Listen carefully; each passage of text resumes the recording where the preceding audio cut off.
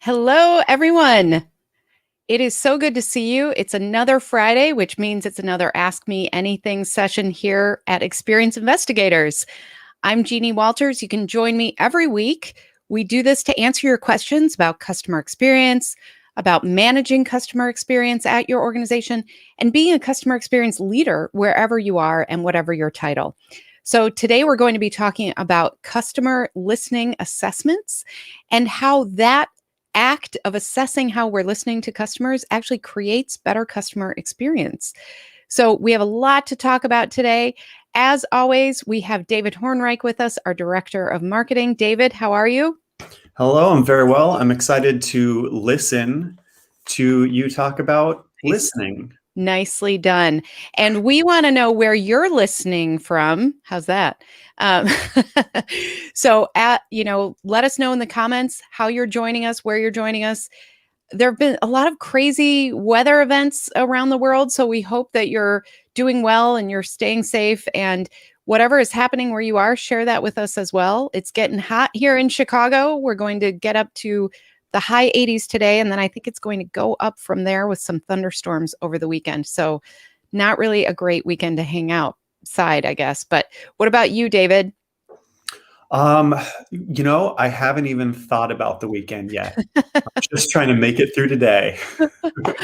I hear you on that one. So, well, let's go ahead and get started because this is a good, meaty topic. And I know a lot of you have asked us to actually cover this, which we love. So if you don't know about it, please join us for these events every Friday. You can also, of course, sign up for our Year of CX. That is our program where we deliver tools and downloadable workbooks and things like that to you completely free for the year. So check that out. We have different tools available that can help you take action on some of the things that we talk about in these sessions on Fridays as well. So when we talk about listening assessments, we're really talking about how, when, and what are we listening for when we ask for customer feedback. So that's what we're going to be diving into today. For those of you who don't know me, I'm Jeannie Walters. I am founder and CEO of Experience Investigators, and I've been doing this type of work for about 20 years. My passion is to help you as customer experience leaders get your strategy right. Make sure that you're applying things to your customer experience programs that actually move the needle for your organization. We help leaders make meaningful customer experiences that drive business results. So that's what we're all about. We know that if you're here listening right now, that's what you're all about too. So thanks for joining us. And if you have any questions, if you ever want to reach out, if you ever want to suggest what we should talk about here, jump in and let us know. So when we talk about customer listening, we are talking kind of about customer experience maturity. There are things that happen when we talk about customer experience programs. And this is the general way that I've seen a lot of organizations mature.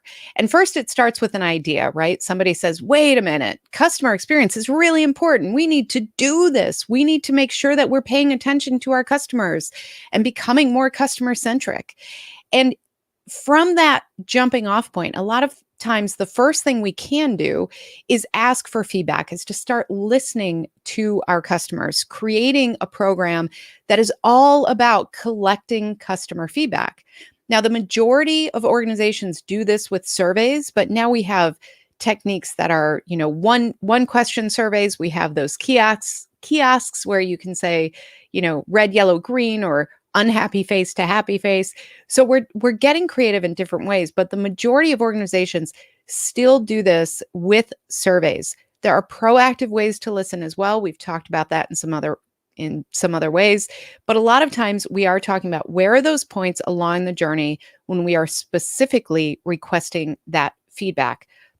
There are a couple things to point out in our resources. If this all sounds very new, or if you're not sure about customer experience management, we have some blogs on that topic for you. We have different tools there as well. So feel free to check out our resource center for more on that. But one thing I want to highlight here is, McKinsey a few years ago basically did a survey of customer experience leaders, and 93% of them, 93% said that they were using survey-based metrics as a primary means of measuring the success of their customer experience performance. But weirdly, only 6% actually had the confidence to say that those measurements help them make better strategic and tactical decisions. So essentially, we're doing a lot of collecting. We're not necessarily applying that to strategy or to the way that we're getting things done, different actions in our organization. And when we look at this, one of the first things we can do is consider, do we really know how we're listening to customers? Do we really understand all the different touch points that are being created along their customer journey in order to listen to them? Because sometimes there is this separation where we think that asking for feedback is separate from the customer journey. And that's simply not true. It's a touch point, it's a way that we're interacting with our customers. And so we have to consider it as part of the customer journey. By looking at listening posts specifically, this comes back to maturity. And this comes back to maturity because often what happens is as people get excited about listening, they start asking surveys here and there, and it's a different department head over here, and they use a different tool over here, and it becomes a little ad hoc. And so if we haven't quite looked at how are we doing this, it can definitely become a negative experience because it's inconsistent, it's not really considering the customer journey, all of those things. So the questions to ask are, our posts are the way that we ask for feedback. Are those listening posts? Are they random throughout the customer journey? Do different leaders ask different things with different goals? Do we request feedback that's never acted upon? What good does that do for the customer or the organization? That can become a negative experience. What if we don't close the loop with the customer? What if we never provide that resolution or even a response? That can become a negative touch point as well. So the goals of a customer listening assessment include discovering where and how the customers ask for feedback, reviewing where customers provide that feedback, and then centralizing what we heard and how we heard it. But ultimately, I want your goal to be to provide a better customer experience. And the only way we can do that is if we use that feedback to create results, like thoughtfully designing where and how to request customer feedback based on the overall journey, not just one part of it. Ensuring that feedback is requested in ways that are tied to actions and outcomes, closing the loop with the customer, so important. And also including customer feedback from sources where customers share on their own. So those user forums, those places where they share information without necessarily being asked for it or reactively, but actually proactively providing that, including that in your VOC program. And then we want to empower employees. We want to make sure that they make better decisions based on that voice of the customer program. But to get to any of these outcomes, we need to consider what is actually happening with how and what and when we're asking for feedback. So there are 3 steps I want to share with you today. One is to find out where that customer feedback is actually collected. If it has been ad hoc throughout your organization, if you have different departments asking for different things, it's time to get your arms around that and figure out exactly what's going on. Look for where customers are already sharing. Don't ignore where they're already sharing and where that might not be woven into your voice of the customer program or even an awareness of where that might be. And then we want to review how and where that data is collected, used, and shared in the organization. If you're hoarding the customer feedback data, that's not going to ultimately lead to the actions that we want to create a better end-to-end experience. So first one, find out where customer feedback is actually being collected. This sounds so simple, right? But I know some of you have gone through these exercises before and these efforts and realize that sometimes it's like whack-a-mole. You find one and then suddenly you realize there's another one over here and you're trying to capture all of that. So where is the feedback working? Where are we actually collecting it? And where is it working for the benefit of the organization? Now, what about governance? Are there clear organizational rules about how, when, and what feedback do we request from customers? This also comes down to things like survey design. Do we have actual rules about that? Do people understand the different concepts of how to ask different questions and where to ask different questions and what feedback we actually use to measure customer success, and how do we actually come back to them. All of those things have to be considered, and you have to put some structure around that. Otherwise, it just becomes this, no man's land where everybody can ask any question they want, and the customer is the one paying the price because it's inconsistent. They're not closing the loop, and they feel like they're not being heard over and over and over again. So, does the customer journey include the right listening posts in the right moments along the journey? This means we have to consider things from both sides of that equation. Are we asking questions that will drive action that we can actually do something about? And are we asking questions at the right time so the customer can give us the best feedback and understand and respect why we're asking it in that moment? The next thing to do here is to look for where customers are already sharing. It is still amazing to me how often we neglect this part. I have seen many leaders very proud of their voice of the customer programs, but they are completely survey driven. They are completely driven by us reaching out to a customer and saying, please fill out this survey, instead of looking for those ways that customers are sharing in the moment proactively. So this includes things like product reviews, user forums, social media, all of those ways that customers try to tell us and try to reach out to the brand sometimes. Sometimes they're looking for help from fellow users or fellow customers. So wherever we can identify, okay, how are customers sharing and how can we listen to them? That's part of this listening assessment. Because if we leave that part off, we are only collecting reactive feedback, which is not necessarily real time. Some is more real time than others. Some of you have really robust tools for this. Fantastic. But if you are looking for in the moment when a customer is in an emotional point on the journey and they're looking for help, they're looking for support, or better yet, they're looking for celebration. Some of those user forums, people get very proud of themselves, right? They say, you won't believe what I did with this tool. This is amazing. I'm so happy. If we as a brand, as CX leaders, are not looking for those things, then we're missing opportunities to connect in meaningful ways with that customer and also to hear what's working and what's not for people so that we can address that in the customer journey improvements that we make. Now, another area that sometimes is neglected is really paying attention to customer-facing employees and what they can tell us. They interact with customers all the time. What are they hearing? It can be anecdotal. It can be just an emotional rant. It can be all of these different things, maybe different questions. But if they don't have a way to submit that into a centralized place to tell us, you know what, this is the third customer I talked to today who said they were having problems with this, or this is a customer that shared something I've never heard before that I think we should look into. Anything like that, if they don't have a place for that, then we're missing the opportunity to really listen to customers who are actively sharing their opinions, their feelings, their questions with us. They believe that that person who they are talking to, either face to face or through chat or through the contact center, they believe that person is representing your brand.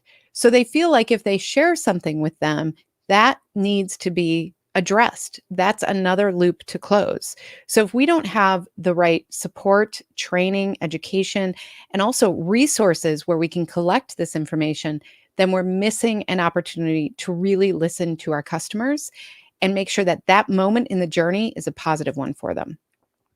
Now, the last thing, it's not the easiest, I'll be honest, but we want to review how and where the data is collected, used, and shared in the organization. And this goes right into what I was just talking about providing that space for customer-facing folks to really deliver and collect information that otherwise we might miss. So that's part of this, is providing all those tools and making sure that the data is collected. So do we have the right tools and technology to collect, evaluate, and eventually act on for the customers? So if we don't have that centralized view, then all of this becomes much harder. So if you are collecting survey feedback over here and you've got a sales team over here that's putting it into the CRM and you have a different survey over here, then that is really hard to weave into the overall story of the customer. This is why centralizing that is so important. And this is where investing in the right tools and technology can really pay off, because sometimes we make a case for kind of the bells and whistles of technology. I would say this is a strategic use of the tools and technology that we need. So make sure you're really looking at what's available to you and do you have the right things in place. How is customer data organized? We want a centralized view of the customer. Easier said than done. I'm totally aware of that. But if there's a way to move forward to a place where you have a more centralized view, where people throughout your organization have visibility into that, then that means when customers are sharing and when we're supposed to be listening, we're not just listening the first time if they've said this in a different format. We can say to them, you know what? I know you reported this before. This is what we're going to do about it. I will get back to you by this date. We need to get specific and respect how we're closing the loop with these customers. Finally, who is responsible for these actions that we're driving? If we have already collected and evaluated the feedback, who is responsible for making the changes, for addressing the issues? We need to make sure we understand that, because one of the ways that I think we sometimes disrespect customers and the way we listen to them is by asking them for a lot of feedback that we don't have a plan on how to act on. We don't necessarily think we're going to act on it. If we are asking for feedback, let's say on the mobile app, but we've already said we're not going to prioritize any changes to the mobile app for the next year, we need to stop asking those questions until the time is right. Now, there is some disagreement in the industry about this. I really feel like it's a sign of respect to the customer to say, you know what, just collect feedback. We're just going to ask you for the feedback that matters.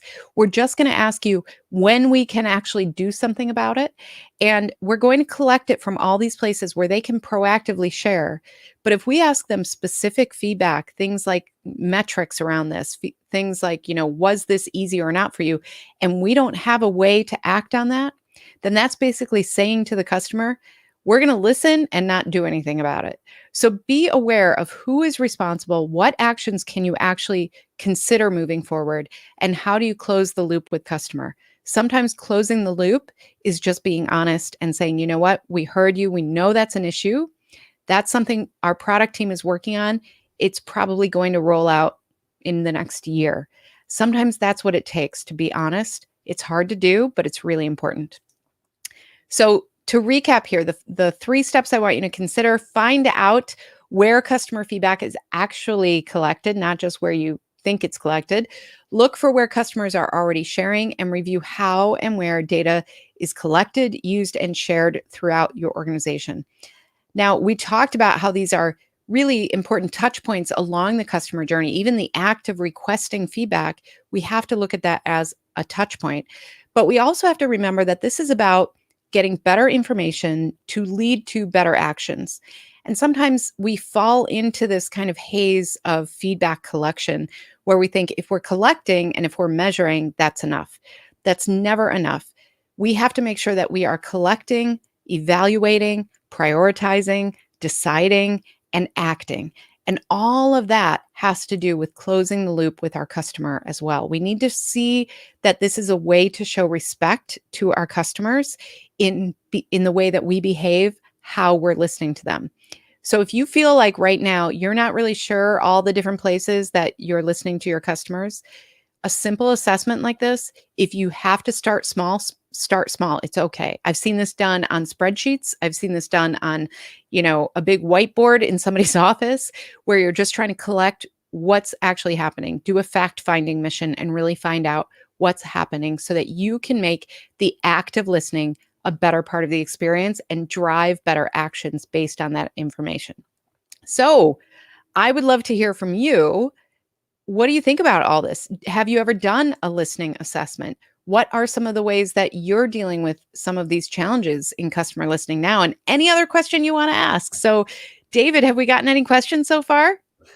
Yeah, well, let's start with a comment. Joanne is joining us on YouTube today, and she shared her experience with Panera and how she really enjoys how they listen to customers. She says, usually within 24 hours of my visit, I receive an email with a 3-question survey that also includes a box for some qualitative feedback, some open-ended feedback.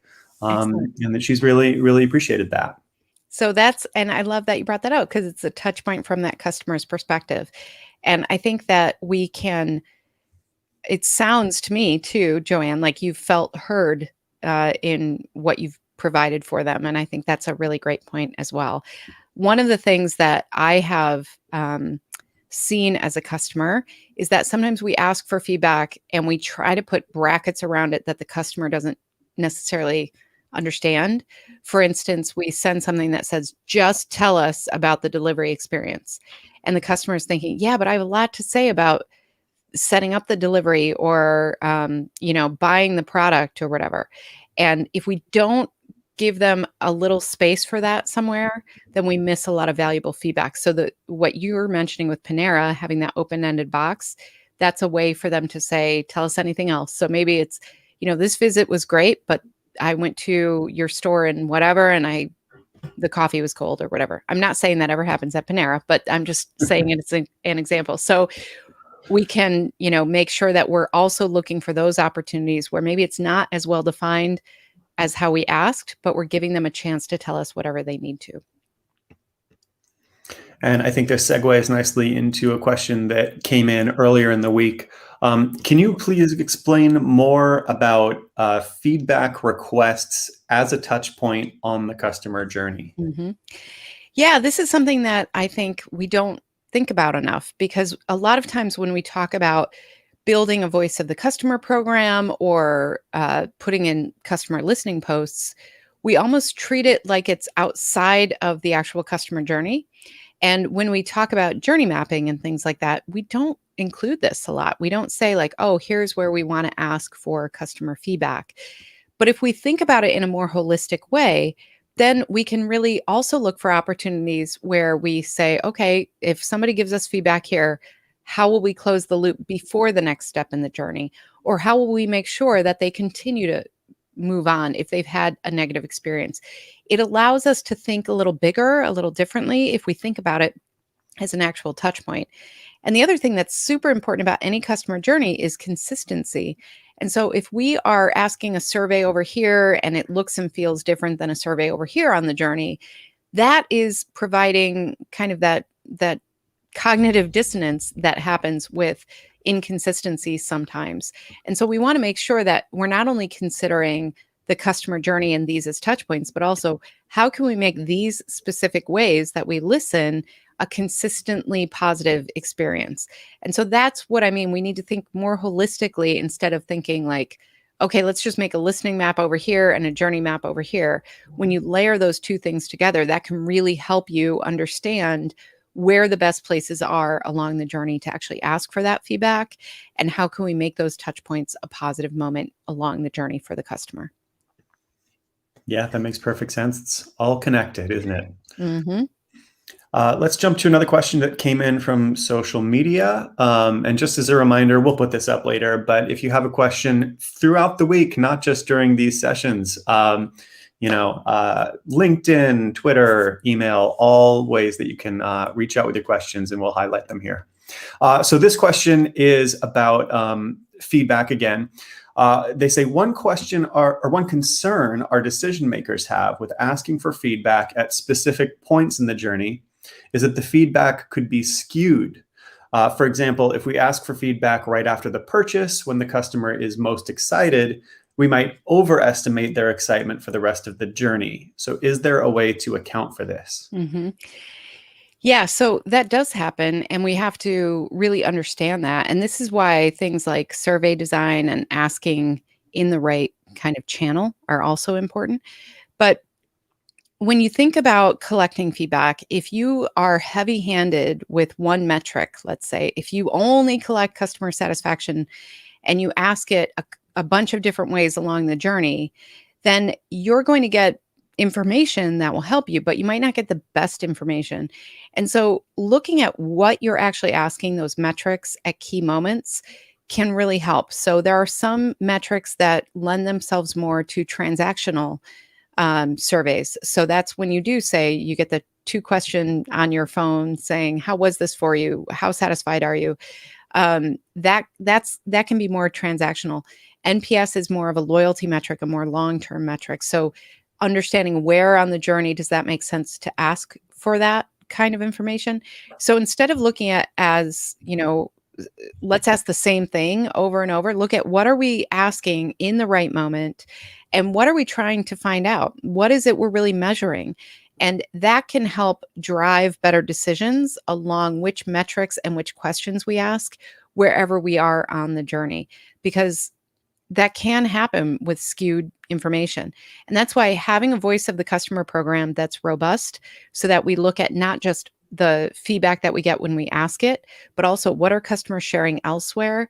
What is the customer experiencing when they have something happen in chat and we ask them that question at the end? Is that different than if they call in? What happens with if there's a delivery delay? Do they have a different opinion after receiving that product?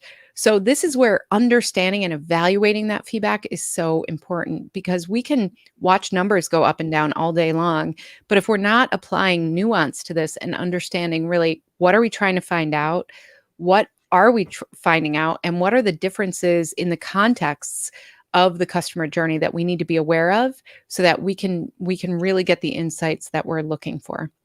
Now, some of you might have really great tools for this. We are leveraging things like AI and machine learning a lot more than we ever have. We have these amazing, huge data lakes and things like that that we have to hire a bunch of analysts to help us figure out. And so some of you might have all of that at your fingertips. Some of you might be starting a little smaller.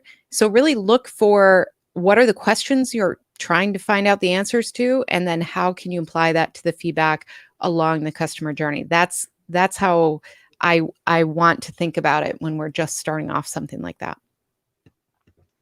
That's great. We've got a question from Yusuf. Yusuf asks, first of all, says, big thanks to all of you. Thank you, Yusuf, for being here.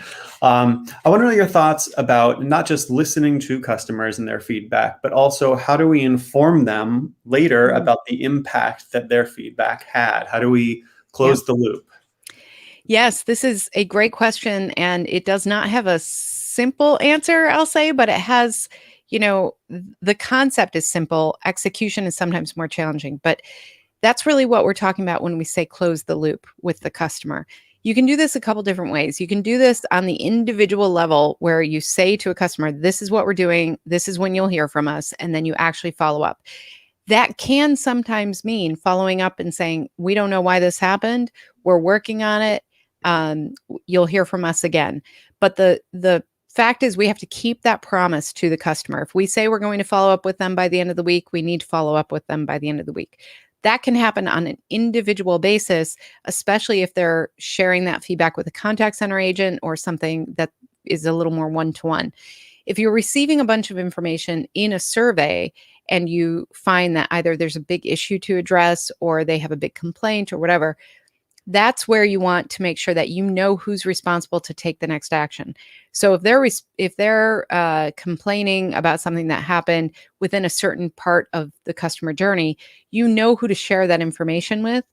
Which department, which leader, who can then figure out what happened, figure out what steps to take, and reach out to that customer directly. So that's another kind of organizational level. And then sometimes if you have surveys going out and you have a bunch of customers who told you the same thing, you might want to have a standard response. You might want to have something that automatically, like if they get a 3, or if you have somebody on an NPS survey, for instance, give anything lower than a 6, you might want to trigger that to be sent to somebody who calls them and says, I want to hear from you. What's going on? But you can also do this with surveys that, I'm not satisfied with something very specific. Maybe that can trigger something that says, here's what we're doing about it, and we will let you know when we solve it. That can be automated. That can be something that you send out right away. But then when that thing is fixed or addressed, then you follow up again with that group and you say, hey, we heard you. This is what we're doing about it. Thank you. there are really creative ways to do this that include like customer voting and prioritizing and things like that. It's not around anymore, but my Starbucks idea was a pioneer in this, where they let customers vote up or down different suggestions and recommendations. And so you can get kind of creative here, but the important thing is it's really important for customers to feel heard beyond just, yeah, we got your survey, thanks. And maybe that's something as simple as that automated message saying, hey, we saw you mentioned this. We wanted to share our plans with you. We want to let you know what's happening. We want to let you know kind of what you'll see in the future, and we'll let you know when it's actually happening. That can make such an impact on customers. I've shared this story before, but one of the software services that we used way back, we were looking for a feature. We asked about that feature. We wanted it to happen. And they said, no, we don't have that yet, but we're working on it. I totally forgot about that exchange. And then several months later, they reached out to us and said, hey, remember that feature? We have it now, and we thought you would want to know. It left a huge impression because they clearly had paid attention to the people who had asked for it. They wanted to follow up and let them know that they were actually, responding and taking action on it. So there are several ways to do it. The important thing is to think about it in advance so that you know how to trigger those responses. You know who is responsible for certain things that happen, so that the customer doesn't feel like they just yelled into a void. That's what we want to avoid. There you go. Avoid the void. Avoid the void. I think that's different enough that Pizza Hut won't come after us for Yeah, trademark infringement. that was Domino's too, by the way. Oh, it was Domino's. You're Mhm. right. So See, now we've got both of them mad at us. both of them are going to team up and come after us. Well, that's going to do it for our questions today. I want to thank everyone again for joining us. And, like I mentioned earlier, please reach out if you've got questions or if we can help you in any way. Jeannie, do you want to tell us more about how folks can do that? Yeah, of course. We love hearing from you. We want to know what you want to know about. So please reach out and let us know what content would help you, what tools would help you, what videos would help you, anything like that. We really want to support the work you're doing. Most of these webinars are based on articles. So if you want more information, check out the resource center at experienceinvestigators.com. And if you haven't signed up for Year of CX yet, please go ahead and do that. The year is not going to last forever. It's a year. So yearofcx.com to get all the different tools and everything else. And if you use those tools, we want to hear about it. Use the hashtag yearofcx and let us know what you're doing with it. And feel free to tag me wherever you are. So thanks so much for joining us. We're here every Friday. We look forward to seeing you next time, and keep doing the great work that you're doing, because as you know, the mission of my company is to create fewer ruined days for customers. And by you being here, learning with us, exploring these ideas with us, and really showing up for your customers, you're helping us live that mission and me live that mission. So thank you for that. So we'll see you next week. Have a great week, everybody.